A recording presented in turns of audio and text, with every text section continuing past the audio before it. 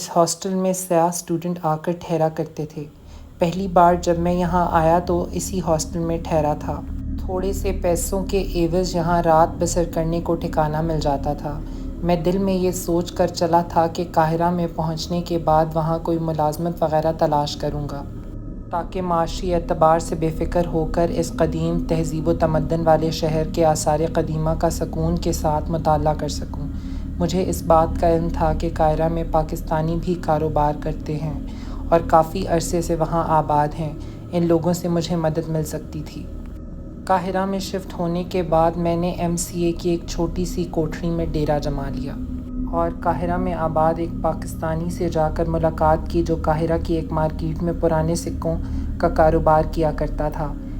اس نے میری طرف کوئی زیادہ توجہ نہ دی اور جب میں نے اسے بتایا کہ میں قاہرہ میں کوئی کام تلاش کر رہا ہوں تاکہ یہاں کچھ عرصہ قیام کروں تو وہ الٹا مجھے نصیحتیں کرنے لگا کہ خبردار، ویزا جتنی مدت کا ہے اس سے ایک دن بھی اوپر نہ ٹھہرنا، یہاں کی پولیس بڑی سخت ہے اور پکڑ کر جیل میں بند کر دیتی ہے اور یہاں کی جیلوں میں جو غیر ملکی ایک بار داخل ہو جاتا ہے پھر اس کا کوئی ولی وارث نہیں ہوتا۔ میں سخت بدل ہو کر واپس اپنے ٹھکانے پر آ گیا۔ اسی طرح میں 2-3 دن اور پاکستانی دکانداروں اور تاجروں سے ملا۔ انہوں نے بھی آؤ بھگت اور زبانی بات چیت کے میرے لیے کچھ نہیں کیا۔ شاید وہ بھی پردیس میں تھے اور مجبور تھے۔ بہرحال میں نے ہمت نہ ہاری اور کام کی تلاش میں لگا رہا۔ میں بڑی کفایت شعاری سے خرچ کر رہا تھا تاکہ میرے پاس جو زر و مبادلہ ہے وہ کم سے کم خرچ ہو۔ یوں سمجھ لیں کہ صرف دال روٹی پر گزارا کر رہا تھا۔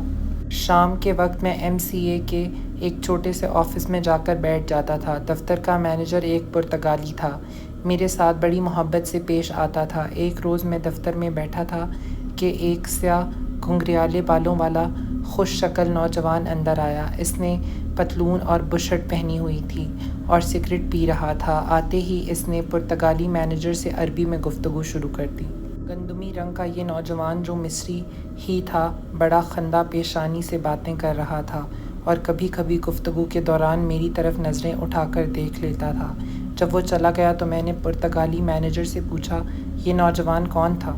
پرتگالی مینیجر تھوڑی تھوڑی اردو بول لیتا تھا۔ اس کی زبانی معلوم ہوا کہ اس نوجوان کا نام جابر ہے اور وہ بیرون ملک سے آنے والے سیاحوں کے ساتھ گائیڈ کے فرائض انجام دیتا ہے، یعنی انہیں مصر کے تاریخی مقامات اور آثار قدیمہ کی سیر کراتا ہے اور ان آثار قدیمہ کے تاریخی پس منظر پر روشنی ڈالتا ہے۔ میں نے اسی وقت فیصلہ کر لیا کہ جابر سے کسی طرح دوستی کرنی چاہیے۔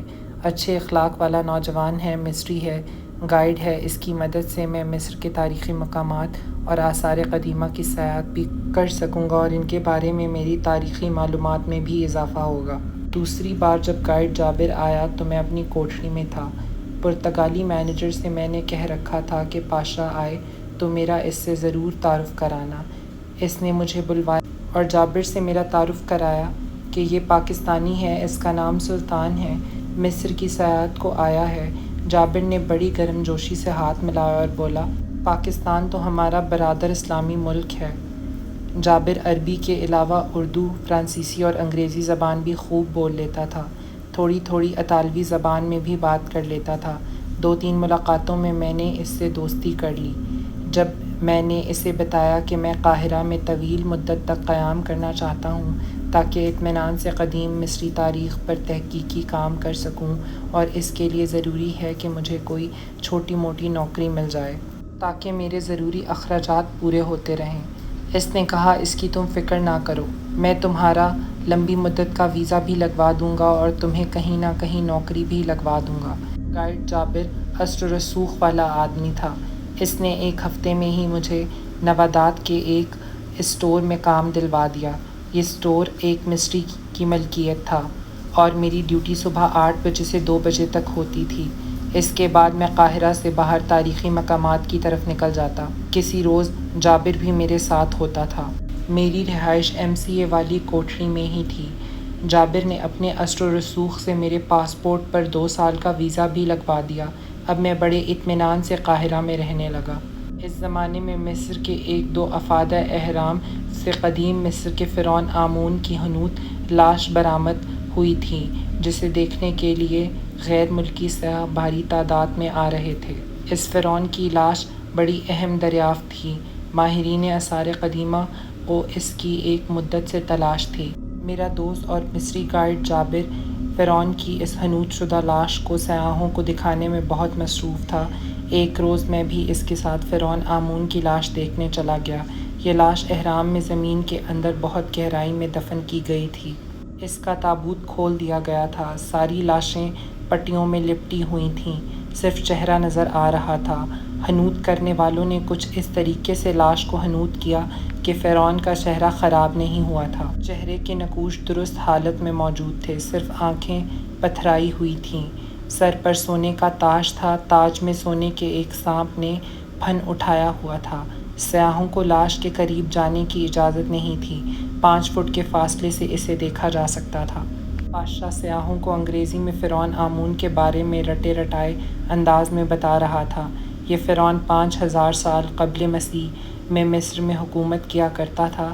اس کی ملکہ کا نام یہ تھا اور اس نے فلاں فلاں نمایاں کارنامے انجام دیے۔ مجھے اس فرعون کی لاش میں کوئی خاص پراسرائیت نظر نہیں آئی تھی جس کے لیے قدیم مصر کے فرعونوں کی لاشیں مشہور تھیں۔ البتہ اس فرعون کے اہرام سے سونے چاندی کے برتن، زیورات اور ہیرے جواہرات بھاری تعداد میں برآمد ہوئے تھے جنہیں مصری حکومت نے اپنے قبضے میں کر لیا تھا۔ میں اپنے دوست جابر کے ساتھ ہی رہا۔ جب وہ سارے سیاحوں کو بھگت چکا تو ہم اہل و عیال کے نیچے بنے ایک چھوٹے سے ریستوران میں قہوہ پینے آ گئے۔ فرعون کی لاشوں کے بارے میں یہ روایت بھی مشہور تھی کہ جو لوگ ان لاشوں کو دریافت کرتے ہیں ان کو فرعون کی لاش کی بد دعا لگ جاتی ہے اور پھر اس کی موت بڑے المناک طریقے سے ہوتی ہے۔ میں نے اس بارے میں جابر سے بات کی تو وہ بولا، شروع میں جب پہلی بار اہرام کی کھدائی ہوئی تھی اور فرعون کے تابوت کھولے گئے تھے تو ان لوگوں میں کچھ آدمی فرعون کی بد دعا کا شکار ہوئے ضرور تھے۔ ان کے بارے میں سنا گیا ہے کہ کوئی فرانس میں اور کوئی انگلستان میں عجیب و غریب بیماری میں مبتلا ہو کر مر گیا تھا، مگر اب اس قسم کی کوئی بات سننے میں نہیں آئی، شاید اس لیے کہ تقریباً سارے اہرام کھودے جا چکے ہیں۔ میں نے کہا، لیکن آمون فرعون کا اہرام تو حال میں ہی کھودا گیا ہے، اس کی بد دعا کسی کو نہیں لگی؟ جابر پیالوں میں قہوہ ڈال رہا تھا، کہنے لگا، میں ایک پیشہ ور گائیڈ ہوں، یہی میری روزی کا ذریعہ ہے، اگر میں ان باتوں پر دھیان دینے لگوں تو کھاؤں گا کہاں سے؟ ہم خاموشی سے گرم گرم مصری قہوہ پینے لگے جو بے حد شیریں تھا۔ مصر، عراق اور شام میں لوگ قہوے میں چینی بہت زیادہ ڈال کر پیتے ہیں۔ پاشا کے چہرے پر ایسے تاثرات تھے جیسے وہ کچھ سوچ رہا ہو۔ میں نے کہا، مجھے تو اس فرعون کی لاش میں کوئی خاص بات نظر نہیں آئی۔ پاشا نے جیب سے پیکٹ نکال کر سگریٹ سلگا لیا، اس کا ایک کش لگایا اور میری طرف تھوڑا سا جھک کر بولا، اس فرعون آمون کے بارے میں کہا جاتا ہے کہ اسے شاہی دربار کے کاہن اعظم نے زہر دے کر ہلاک کیا تھا۔ میں نے کہا، بادشاہوں کے ساتھ تو ایسا ہوتا ہی رہتا ہے، ساری تاریخ اس قسم کے واقعات سے بھری پڑی ہے، کسی کو قتل کر دیا جاتا ہے تو کسی کو زہر دے کر ہلاک کر دیا جاتا ہے، اس میں کون سی عجیب بات ہے؟ جابر کہنے لگا، آمون فرعون کے متعلق ایک اور روایت مشہور ہے۔ میں نے پوچھا، وہ کیا؟ جابر بولا، اس فرعون کے ساتھ ایک عجیب و غریب روایت مشہور ہے۔